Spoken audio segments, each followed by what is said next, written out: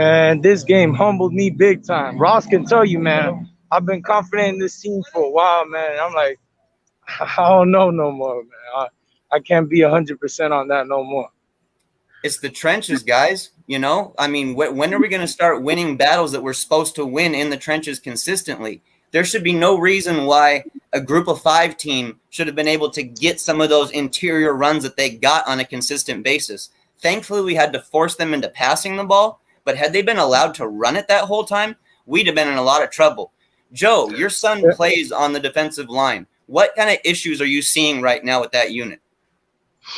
It looks like the tackles. I feel like, first of all, we can't get pressure with the front four. So we have to send blitzes, and that's always going to be an issue. We can't blitz every time with extra extra people. We should be able to get pressure with 4, and we can't do that, and that's an issue. We're just not stout up front. I mean, we lost some talent, but we're just not stout up front, man. And it's up the middle. The tackles, middle linebacker, it's right up the middle.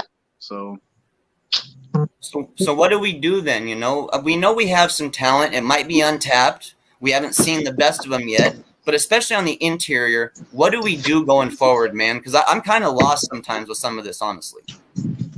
I mean, for me, man, it's just I think a lot of these guys we thought were going to be good players this year, they not it, man. Like, they haven't taken that next step. I mean, look, I'm a big Nesta fan, but a guy like him, his talent level, I mean, bro, he was a top 40 player in the country. You feel me? Top 40, number 2 D tackle in the country. I mean, maybe it's not just him, because that Ohio State guy, Trayon Vincent, I mean, he was the number 1 guy. I haven't seen much from him, but I expected a lot more than what we get from Nesta, bro. I'm not just going to point out him, though, because at least, he made some plays today. I think he made, he had a few tackles for loss. He was in the backfield.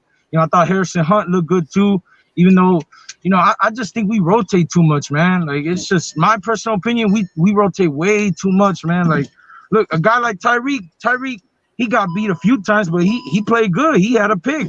I mean, I think we made a good move putting him in instead of Ivy. You feel me? That's just me, my personal opinion.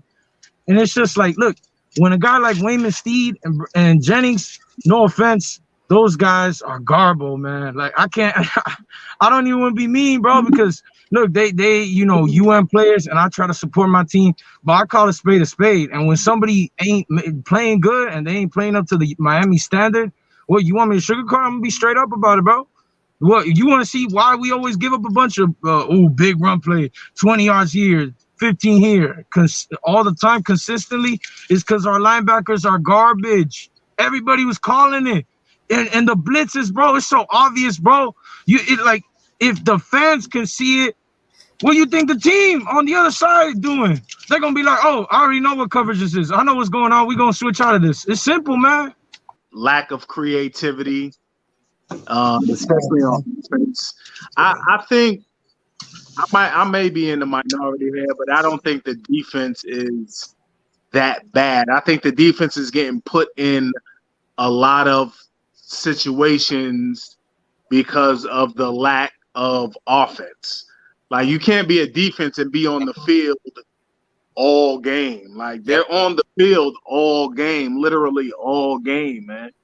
So if the offense is giving up, is getting off the field on, they're going 3 and out consistently.